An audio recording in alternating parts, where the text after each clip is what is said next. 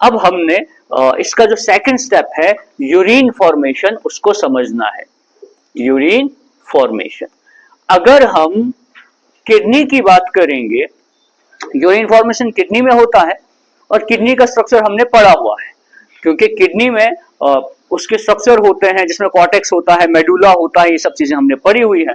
अब urine formation kidney में होगा और एक किडनी जो है एक दिन में 100 लीटर्स जो है 180 लीटर को फिल्टर करती है, फिल्ट्रेशन 180 लीटर्स। अब ऐसा नहीं है कि हमारी बॉडी में फ्लूइड थोड़ी ना 180 लीटर है या ब्लड थोड़ी 180 लीटर है। ब्लड अगर 10 लीटर है, 8 लीटर है, 6 लीटर है, वो रिपीट पे बार बार जो है वो कुछ टाइम के बाद फिर से जाएगा किडनी के पास फिल्टर होने के लिए। और एक किडनी के अंदर नियर अबाउट 1 मिलियन नेफ्रॉन्स होते हैं। कितने मिलियन? 1 मिलियन। और एक नेफ्रॉन का साइज होता है 3 सेंटीमीटर। तो अब अगर आप इसको समझोगे, एक किडनी के अंदर बहुत सारे नेफ्रॉन्स होते हैं, 1 मिलियन नेफ्रॉन्स बहुत होते हैं, और वो 1 मिलियन नेफ्रॉन्स के पास जब ब्लड जाता है बहुत सारे वेस्ट को लेकर, तो वो जो नेफ्रॉन है वो उसको फिल्टर करते हैं और ब्लड को पूरा प्यूरिफाई कर देते हैं।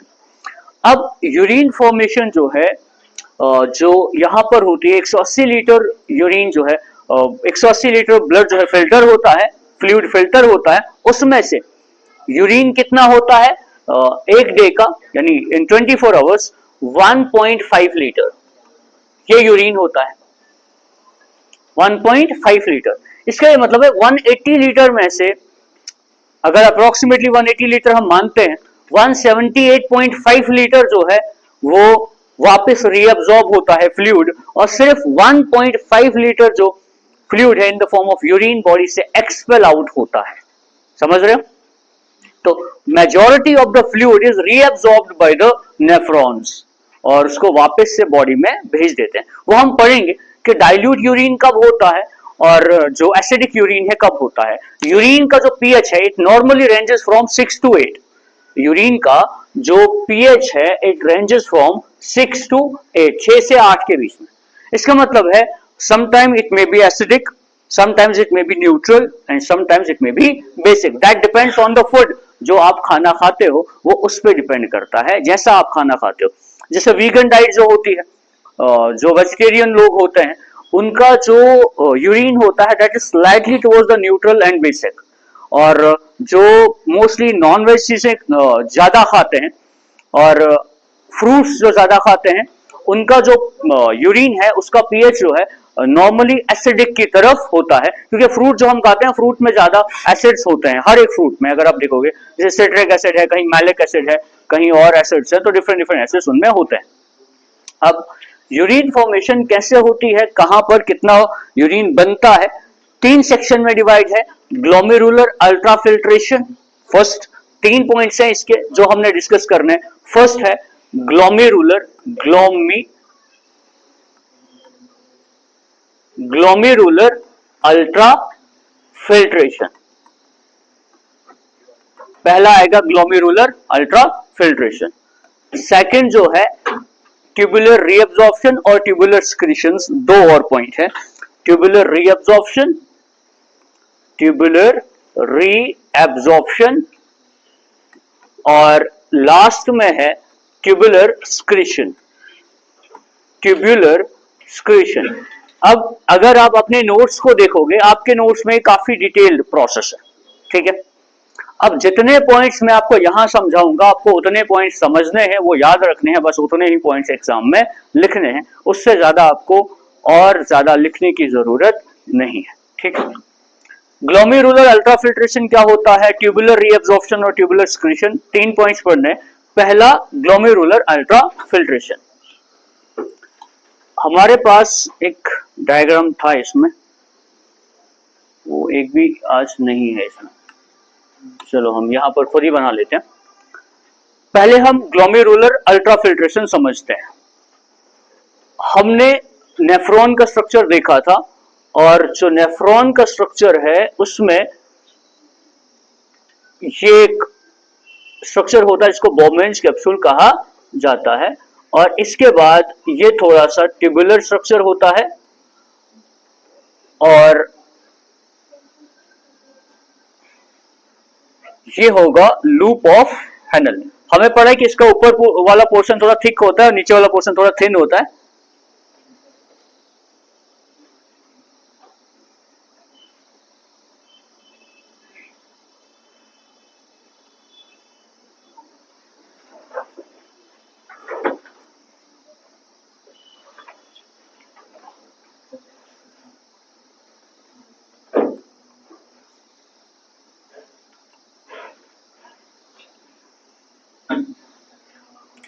अब ये स्ट्रक्चर है जिसको हम कहेंगे बॉबमैन्स कैप्सूल, ठीक है।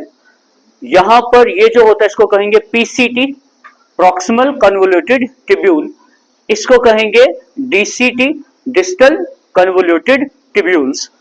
इसको कहेंगे कलेक्टिंग ट्यूब्यूल्स। और ये जो है इसको कहेंगे कलेक्टिंग डक्ट, या इसको डक्ट ऑफ बेलेनी कहा जाता है। ये स्ट्रक्चर हमने पढ़ा है। और ये जो स्ट्रक्चर है इसको कहेंगे लूप ऑफ हैनल। या आ गया लूप ऑफ हैनल। इसमें एक होता है डिसेंडिंग लिम्ब, एक होता है असेंडिंग लिम्ब, ठीक है। अब अगर आप इसको सेंटर से डिवाइड करोगे ऑलमोस्ट यहां से, तो इसका जो ये वाला पार्ट होता है, ये वाला पार्ट, ये होता है रेनल कॉर्टेक्स में और ये होता है मेडुला में, ठीक। फिर इसमें बाकी जो चीजें होती हैं वो हम देखेंगे कि कैसे प्रोसेस चलता है। यहां पर एक आर्टरी एंटर करती है, वो आर्टरी ब्रेक होती है, ठीक। और यहां पर बनते हैं ग्लोमेरुलस। यहां पर क्या है? ग्लोमेरुलस। ग्लोमेरुलस के बाद इसमें अब डायग्राम कैसे बनानी है, तो ये डायग्राम बहुत ही इजी है। आपने ऐसा ही पहले स्ट्रक्चर बनाना है रफ सा, और फिर आपने ये जो यहां से वेन निकलेगी ना, इसको इसके चारों तरफ से ऐसे पास करना है, यहां से इसके इस साइड से। जब आप इसको ऐसे पास करोगे तो ये आप इसको इसके थ्रू पास करोगे डिफरेंट रीजन से, यहां से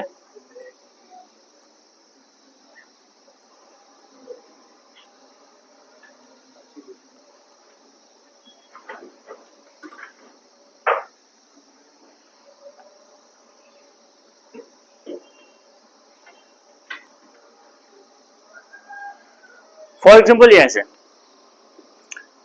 अब यहां पर जो आर्टरी एंटर होगी उसको बोलते हैं रेनल आर्टरी, ठीक।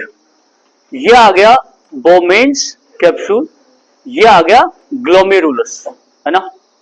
ये जो वापस जाता है यहां से, ये है रेनल वेन। अब समझना पूरी कहानी कैसे होता है अल्ट्राफिल्ट्रेशन। यहां पर ये जो है जगह जहां से रेनल आर्टरी एंटर करती है बोमेन्स कैप्सूल के बिल्कुल साथ में, इसको बोलते हैं एफेरेंट आर्टरियोल, एफेरेंट आर्टरियोल। और जहां से एग्जिट करता है, बाहर जाता है, इसको कहा जाता है इफेरेंट आर्टरियोल। यह आ गया एफेरेंट, यह आ गया इफेरेंट, ठीक। जब ब्लड हाई प्रेशर के साथ एंटर करता है इसमें, यहां पर जब ब्लड हाई प्रेशर के साथ एंटर करेगा तो यहां पर जो वॉल होती है, ये बोमेन्स कैप्सूल की जो ये वाली वॉल होती है, इस वॉल को विसरल वॉल कहा जाता है। ये वॉल जो अपर साइड की तरफ प्रेजेंट होती है, इस वॉल को विसरल वॉल कहा जाता है। विसरल वॉल, ये आ गई विसरल वॉल। ये जो विसरल वॉल होती है ये परमिएबल होती है। और इसमें यहां पर क्या होता है, ये जब ब्लड यहां से एंटर करेगा, बहुत सारे जो मॉलिक्यूल्स हैं, except red blood cells and larger protein molecules, बड़े प्रोटीन मॉलिक्यूल्स और रेड ब्लड सेल्स के अलावा जो भी सब्सटेंस यहां पर एंटर करता है वो पास होता है इससे, और वो सारा बोमेन्स कैप्सूल में एंटर हो जाता है। यहां पर फिल्ट्रेशन होती है, और क्योंकि यहां पर ब्लड हाई प्रेशर से एंटर करता है, इसीलिए यहां पर जो फिल्ट्रेशन है वो बहुत ज्यादा होती है। इस फिल्ट्रेशन को ही क्या कहा जाता है? Ultra filtration. और ये कहां पर होती है? ग्लोमेरुलस के पास, इसीलिए इसको ग्लोमेरुलर अल्ट्रा फिल्ट्रेशन कहा जाता है। अब ग्लोमेरुलर जो है, ग्लोमेरुलस जिसको हम कहते हैं, ये अराउंड 50 कैपिलरीज का बना होता है, 50 कैपिलरीज होती हैं। और जो ब्लड हाई प्रेशर से एंटर करता है उससे जितना भी वेस्ट है वो निकल के बोमेन्स कैप्सूल में आएगा। जो वेस्ट बोमेन कैप्सूल में आता है, जो पास होता है, उसको क्या कहा जाता है? उसको फिल्ट्रेट कहा जाता है। उसको हम क्या बोलेंगे? फिल्ट्रेट। जो फिल्टर होकर बोमेन कैप्सूल में आ गया उसको क्या बोलेंगे? फिल्ट्रेट बोलेंगे। लेकिन ये जो फिल्ट्रेशन होती है इसमें मेजॉरिटी चीज जो होती है वो वाटर होता है, ज्यादातर पानी होता है।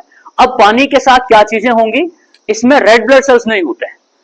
अगर यूरिन में रेड ब्लड सेल आ गया फिर मान के चलो कि वो नेफ्राइटिस एक प्रॉब्लम है, वो एक डिजीज है, हम डिसऑर्डर्स आगे पढ़ेंगे, वो एक डिसऑर्डर है और उसको ट्रीट करना जरूरी होता है। हाँ, कुछ पस सेल्स हो सकते हैं, पस सेल्स जो है वो वैरी करते हैं टाइम टू टाइम, और जब इन्फेक्शन होती है पस सेल ज्यादा बढ़ जाते हैं तो उनको कंट्रोल किया जा सकता है, तो वो कोई मेजर प्रॉब्लम नहीं है। फिर जब फिल्ट्रेट इसमें आएगा, वो जब यहां से फिल्टर होकर ब्लड के वेस्ट को यहां पर ट्रांसफर किया जाएगा उसको हम क्या बोलेंगे? Glomerular ultra filtration. और यहां पर फिल्ट्रेट जो है वो सारा इसमें होगा। अब इसके आगे प्रोसेस क्या होगा? ट्यूबुलर रीअब्जॉर्प्शन और ट्यूबुलर सिक्रीशन। पहले हम समझेंगे ट्यूबुलर रीअब्जॉर्प्शन। ट्यूबुलर रीअब्जॉर्प्शन क्यों होता है और ये होता क्या है? जब फिल्ट्रेट इसमें आ गया, अब फिल्ट्रेट इसके थ्रू चलेगा और एट लास्ट इस डक्ट में पहुंच जाएगा। जब इस डक्ट के थ्रू यहां पहुंचा, यहां से कहां जाएगा?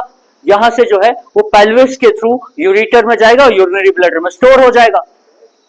अब इसमें जब ये यहां से आगे ये फिल्ट्रेट चलता है, इस फिल्ट्रेट में क्या होता है? इसमें कुछ यूजफुल चीजें भी होती हैं। जो यूजफुल सब्सटेंस बॉडी को वापस चाहिए, क्योंकि जब यहां पर फिल्ट्रेशन हुई तो बहुत सारा वाटर भी इधर आ गया।